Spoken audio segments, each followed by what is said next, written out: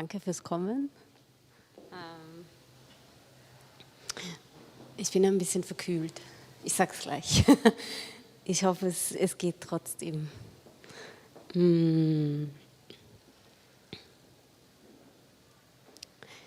So this is the giant.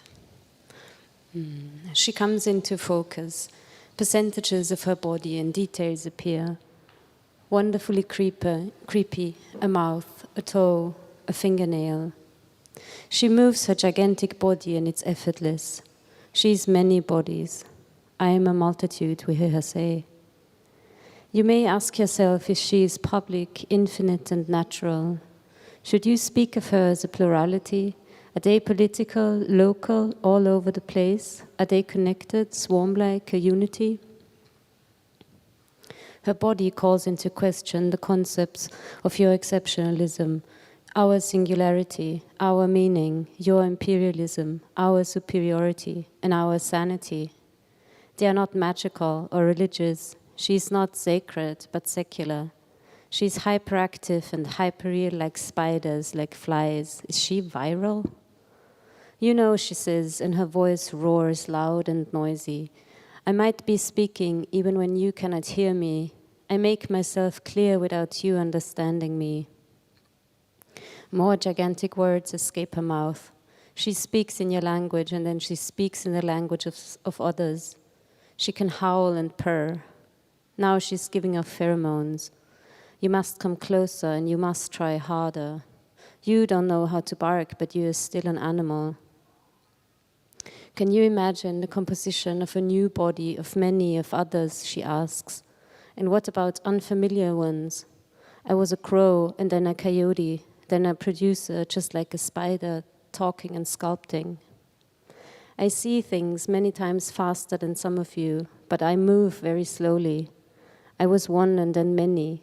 Our features, our genders changed many times. I speak several languages and shift my shape. Heavy and clumsy she pauses. Blurred are her balance and symmetry. Blurred are her features. On her surface, cuts, scrapes, and cavities for ingestion and emissions enlarge. We see hyperbolized body parts, spiders' legs, arms, fingers, fingernails, her mouth and lips, genitals, the eyelids. We see limbs, but her center is absent. Becoming giant, she now mumbles quietly and with ease. We know our body only in parts. We have to bend in attempt to see, leave the center for the periphery. She rhymes sometimes, but then she continues seriously. Can you imagine solidarity? Solidarity with the other ones, a group, a society, a mass of bodies and their identities? Come closer and you have to try harder. Do you feel affection towards her body? Can you sense its needs and desires? Come closer and you must try harder. I want to show you my reckless, disordered and dangerous body. Hear my 100-decibel voice. See my 5-meter tall body, my intellectual, sexual, political body, my public, exterior, infinite body, also natural body. Soft liquids are seeping from her. Giant streams of fluids and signs and sighs like thunder. Her body shivers and they say, we show you your instability. My body attacks the order of things. You fear us, or we fear not. Accept the dangers that are emanating from us. We are the sleeping, the walking, the giants, and the artificially intelligent. She pauses and shifts from one body to the next. We see their blurred features, her arms becoming paws, becoming webs, becoming legs. Her hands become gigantic. You see hairy skin, pores widen, fluids escaping the tiniest apertures. You acquire a migraine from so much meddling with the body, and you cannot bear the sight, the presence, and the smells of skins and feces, urine, menstrual blood, spittle, bacteria, mucus, and reckless, disordered, and dangerous things.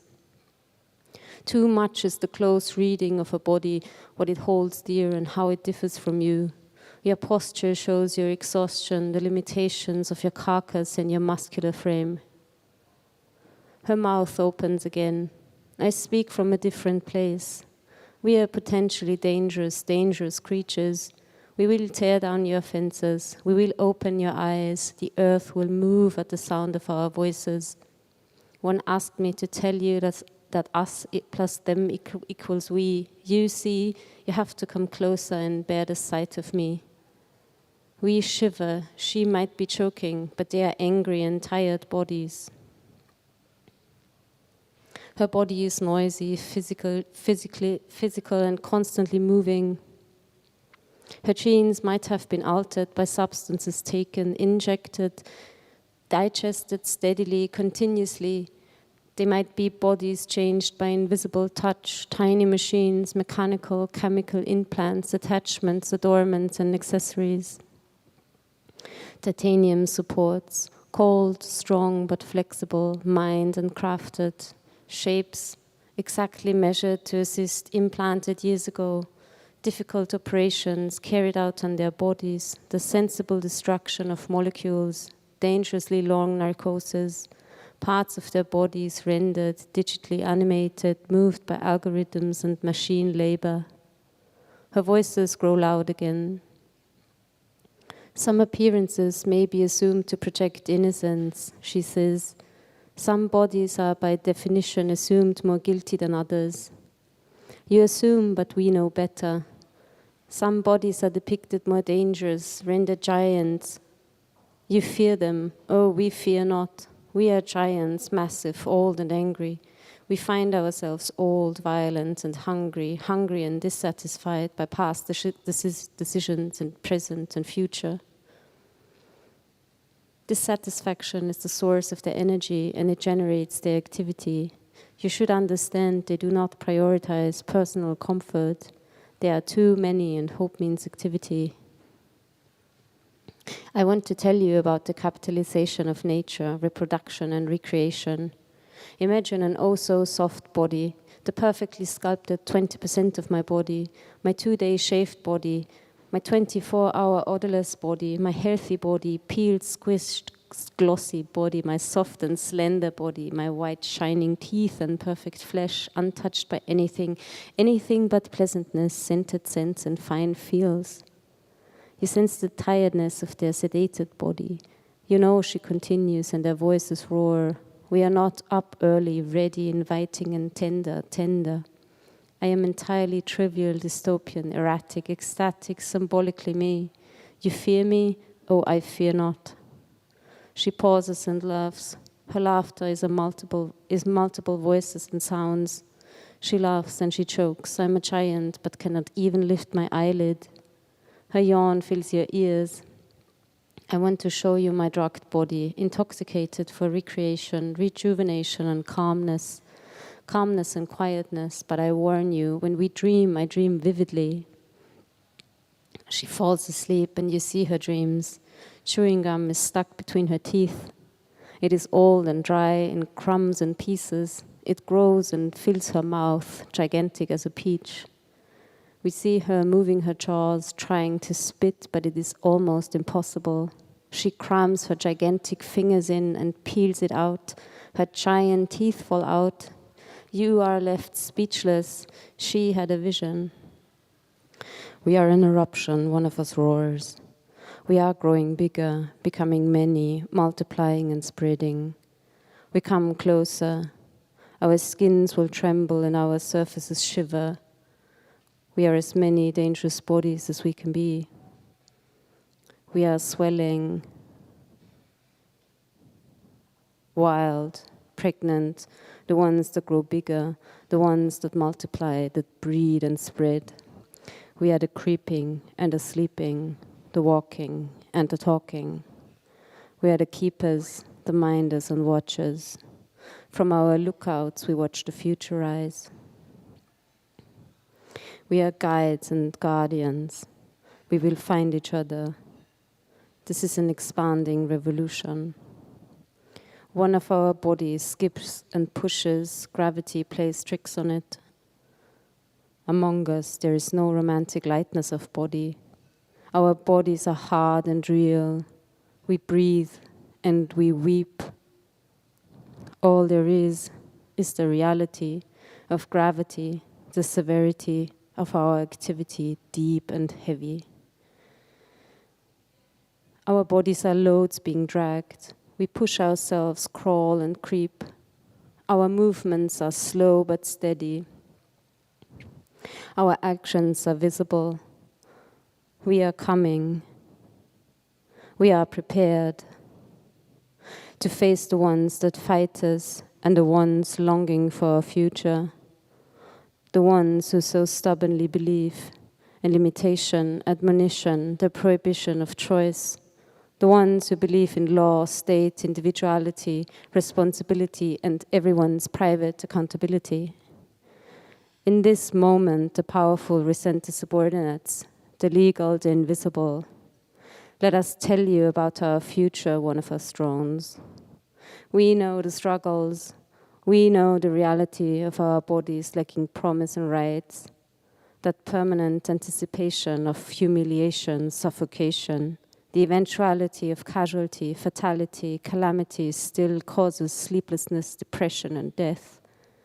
We are not being dramatic. Some scream bewildered, for our wildness haunts them in their sleep. We perceive the anxiety about losing command and losing power. We are its source.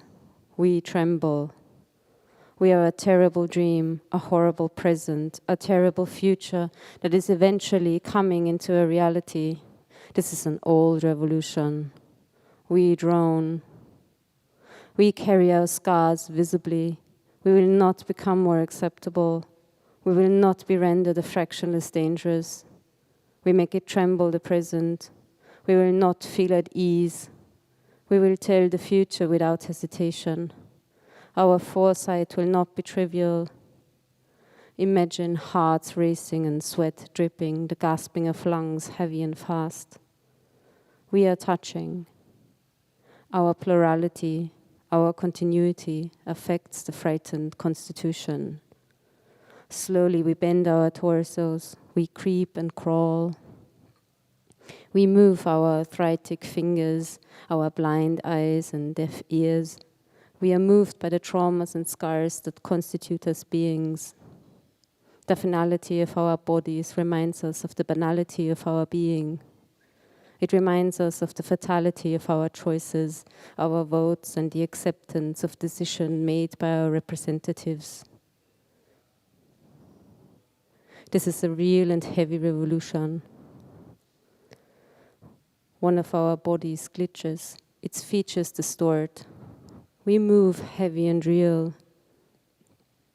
Our practice is a politics of assistance and resistance. We disrespect borders, governments, and states. We bring obsolescence to professionals, gatekeepers, nations, and authorities. We dismiss control and therapy. We grant ourselves access to inventions. With tools and machines, we adapt our bloodstream and nervous system. We accept radioactive solutions into our bodies, disinfected cells until our eyes see differently, inflated, opened, extended. Misbehaving, we tell the future without having asked permission. We enter our bodies, go into them foretelling.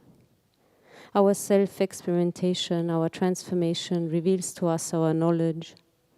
We, eyes unfocused, see without dreaming. One of us calls. We disrespect and we demand. We demand safe journeys in safe seas and safe deserts. We demand access and communal care. We demand real loving solidarities. We demand to be treated with respect for our emotional well-being. We demand an intact sense of self, dignity, and body. See it happening, the somatic, hypothetic, magnetic vision of a decision made at future dates. We open our mouth, another one of us rumbles, and our tongues and our jaws will speak for us. We let our bodies stutter, let them shout out prescient expressions. We know the structure of violence. They know passing and not passing. They know belonging and not belonging. We know care, nurture, and abuse. They know and they foretell. It is really the bodies that predict. Feeling around in the dark, we moan. This is a tactile revolution. We perceive through caressing, thumping, crawling, and stroking. We just feel. We lick and see the vulnerability, fragility, and some hostility.